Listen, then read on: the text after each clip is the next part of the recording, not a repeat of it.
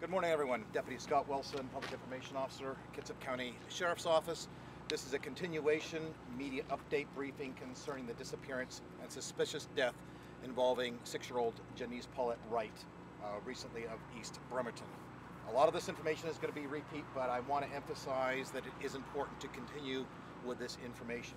Most importantly, we want to talk about that we are continuing to recanvass the neighborhoods surrounding Steel Creek Mobile Home Park. We're also continuing to re-interview people. It's very important. This is how we discovered the body yesterday, because we tracked again, researched again, kept going over and over until finally the evidence research team was able to locate the body. We also plan on maintaining a uniform presence at the entrance to the mobile home park. This is to assure the peace and tranquility, if you will, of the residents of the park. Their lives have been turned upside down over this past week, and we want to ensure that their privacy is maintained as best as possible given the circumstances, and to keep the outside factors at a minimum. We understand that you want interviews with park residents, but we're going to ask for your cooperation in staying out of the park at this point in time. Tips.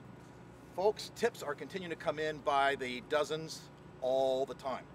We appreciate this, and we want this to keep on going.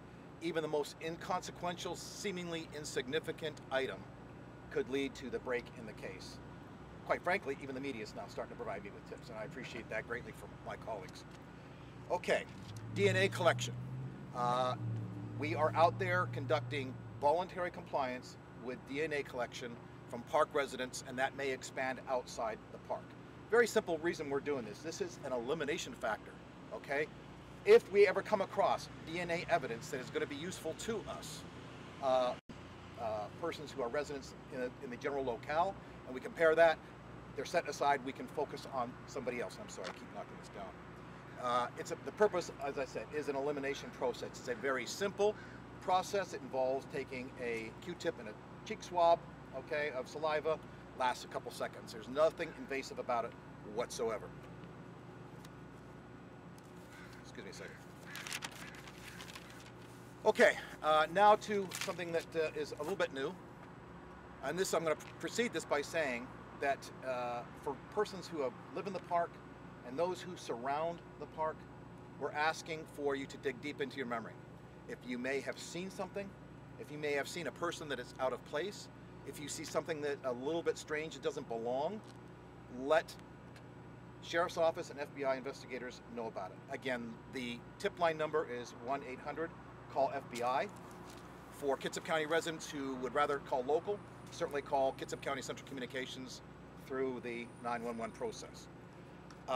The person who may be responsible for the disappearance of Jenise, we believe, will have mud on them. The term covered in mud is one of those things that we would use lightly, because we don't know how much mud they may have on, but say it's a significant amount. They're going to have muddy footwear, whether they're shoes or boots. They have muddy pants and quite likely muddy shirt. All right. If you know somebody who had, or you saw somebody who was covered in mud, or you know somebody who had a favorite item of clothing or footwear that they have disposed of, that's something that investigators need to know and would like to talk to you about that. Again, the number is 1-800-CALL-FBI, or in case of Kitsap County, through CENTCOM, call 911. Some administrative matters. The Emergency Operations Center and the command post for the investigation has shifted. We're no longer across the street at Fire Station 41. Instead, we're down the road at Fairview Junior High School on Central Valley Road. The next briefing we expect will occur probably at 4:30 this afternoon, if you let your relief shifts know. We hope to have a positive ID of the body that was found. We expect it's Jenise, but we will be able to provide that information for you, and possibly an initial briefing on the outcome of the autopsy with regard to at least a determination as to manner of death. Okay, folks, we're going to be at this. We have been at it since Monday. We're going to continue at this all day, all night, all weekend. We're not giving up. Our resources are on hand. We have them in standby mode. As I mentioned the other day, it's like tidal action. It comes and goes, it swells as we need to use those assets. Nobody's going home. I just want to make that point clear for the folks who are so heartbroken by the loss of this child. And I understand there's going to be a vigil tonight right here at the church at about 16:30. Correction, 6:30 p.m. All right, a few questions? Scott, do you think her body has been there since the whole time, and maybe the first time you went through there you didn't see it, or is there a possibility that she was put there sometime between the two searches? I don't have an answer for you on that one. That would be one of those things that we're going to be the coroner and the forensic pathologist is going to assist us in determining a window for time of death. And location of death, that's part of the investigative process, and I don't have the details for you on that. We've heard that location, though, is so densely wooded that it is possible that maybe she was missed if she was there going for the first time. Do you think that's accurate? That's why we search again, and again. It could be a matter of a few steps.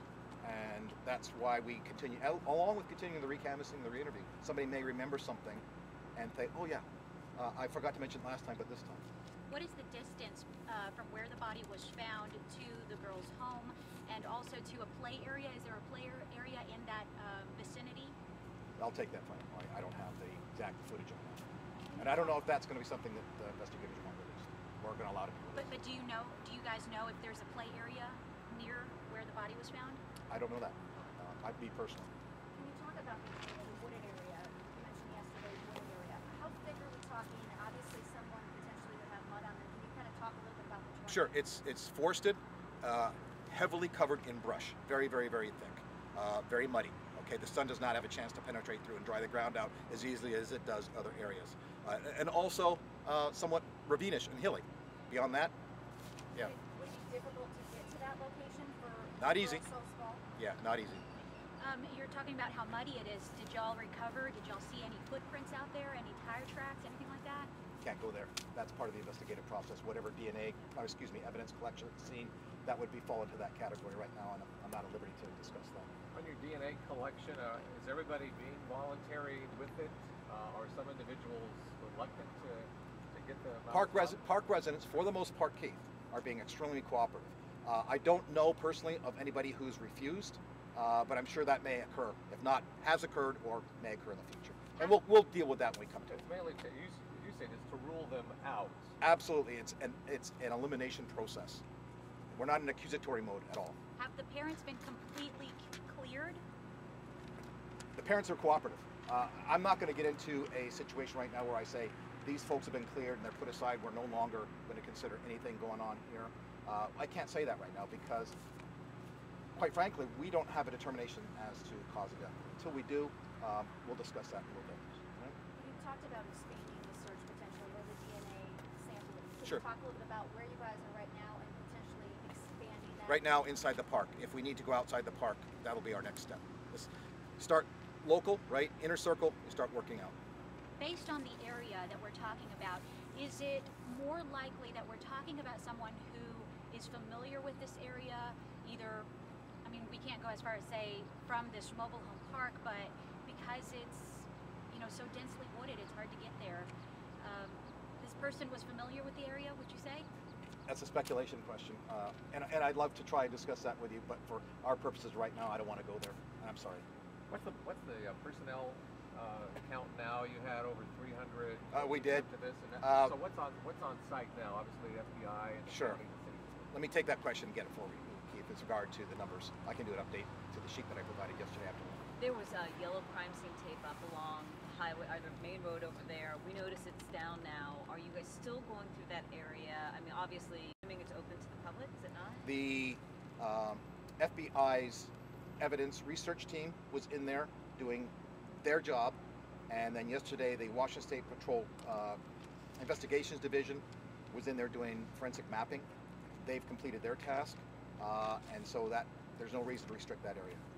I do want to mention, and I alluded to it here, the autopsy is ongoing. That's one of my slip of the tongue. I forgot to mention that during the course of my notes. So we hope to have the results this afternoon. And it's our understanding from talking to the ME's office that they had actually said the autopsy was winding down and they were done, but that they wanted to make sure that you were sort of the release of that information. Is that correct? So we'll come to you and not the ME's office. That's correct, yes. Anything concerning issue of her death, and this whole investigation will come from us, Are not you- from anybody else. Are you guys still in the process of talking to registered sex offenders in the county? Oh, sir, absolutely. still happening? Absolutely. We got teams assigned to go out and do that. Are you able to say yet if she was covered in any way, Not- shallow grave or anything No, like that? not yet, Keith. Not yet. Can you, I mean, I hate to ask, but I mean, clothed? Can't go there. Can't go there. Can you talk about the next step going forward? What will you be doing later today and weekend? Is this Much of the same, okay? And again, it's all part of elimination of persons, and then searching and researching, searching again, and re-interviewing again. Somebody is going to remember something they didn't remember before, and that's why we keep emphasizing about requests for tips from the public to come in. Again, 1-800-CALL-FBI or local 911. And the assistance provided by media, both local and regional, and now national, has just been phenomenal. And are Earl or Frank available for questions at all? Not for this morning's brief. Scott, Ma'am. you said the person you're looking for will be covered in mud. We'll have mud on Clearly them. they're not Now, covered in mud at this moment. What days, what would be the most likely time frame that you would want people to be looking for? Like this weekend, if you the saw weekend, somebody on right? Sunday? The weekend she disappeared. That would have been the Saturday, Sunday time frame. Sunday time. Okay. We're still not sure though if residents did in fact see the little girl. Jenise Uncorroborated. Sunday, It's right? statements provided by witnesses, but they've been hard to nail that down. And have the parents said anything? Do they want to say anything to the public? I will refer to the family advocates that they have for their own purposes. Okay, folks, great. We'll see you this afternoon. Thank you.